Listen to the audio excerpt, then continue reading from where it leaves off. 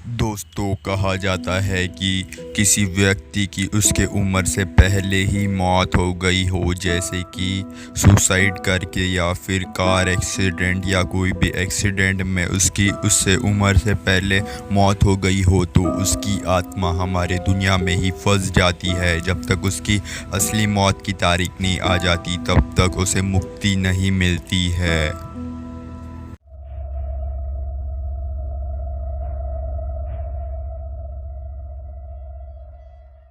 ये घटना 2018 की है। उस वक्त मैं 9वीं क्लास में था।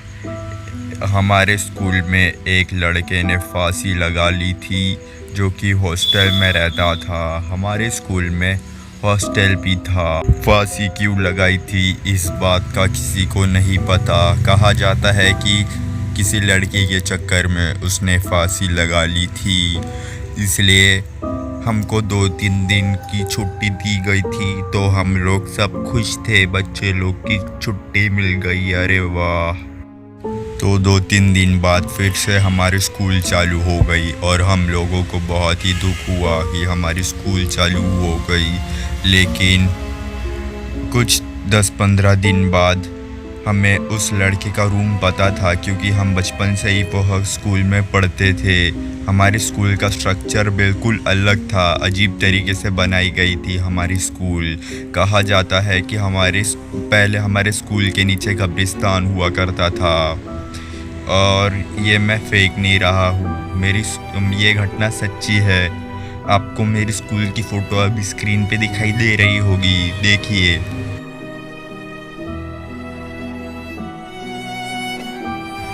वह लड़के के सुसाइड करने के 10-15 दिन बाद ही हमारे स्कूल में एक मीटिंग हुई थी। जब सब टीचर लोग मीटिंग के लिए गए थे तो हमारी क्लास में कोई नहीं था।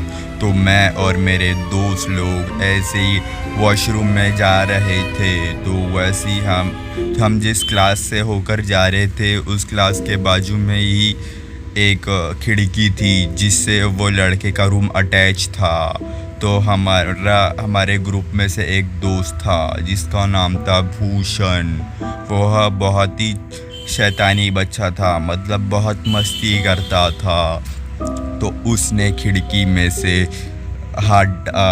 में कार्डबोर्ड लगा हुआ था, उसने वो कार्डबोर्ड हटा के खिड़की से देखा तो उसे उस लड़के की तस्वीर वगैरह रखी हुई दिखी।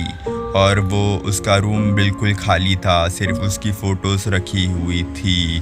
तो हमारे दिमाग में एक खुराफाती आइडिया आया। हमें तो उस लड़के का रूम का रास्ता पता था, क्योंकि हम वो स्कूल में बचपन से रहते थे और हमारे स्कूल का नक्शा बिल्कुल अलग था। उसमें इतने सारे रास्ते थे कि कोई नया लड़का आया तो वो भटक सकता था। तो हमको तो पूरा रास्ते पता थे, क्योंकि हम बचपन से उस स्कूल में पढ़े थे। तो हम गए उस लड़के के रूम के आगे और हम कुछ 5 मिनट तक उसके फ़ोटोज़ को घूरते रहे। हमने सोचा इसने ऐसा क्यों करा होगा। फिर अचानक से उस रूम की लाइट बंद चालू होने लग गई और मैं और मेरे दोस्तों की पूरी फट गई। और भाई हम तो भाग गए। फिर हम फिर से आए कुछ देर बाद, फिर देखने के लिए कि लाइट वापस बंद चालू तो नहीं हो रही। और फिर देखे तो फिर से वही हो रहा था। वापस जब हम आए, लाइट बंद चालू हो रही थी।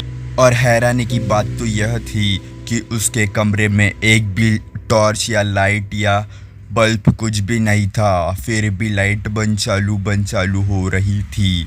यह देख के तो हमारी और भी फट गई। हम लोग फिर से भागे। हमने इस बार और दोस्तों को साथ में लाया और एक हॉस्टल में जो लड़का रहता था उनमें से एक हमारा भी दोस्त था हमारे क्लास में ही। तो हमने उसको भी लेके आए और हमने दिखाया, देखो भाई लोग ये क्या हो रहा है, इस रूम में तो लाइट नहीं है, फिर भी ये बंद चालू कैसे हो रहा है।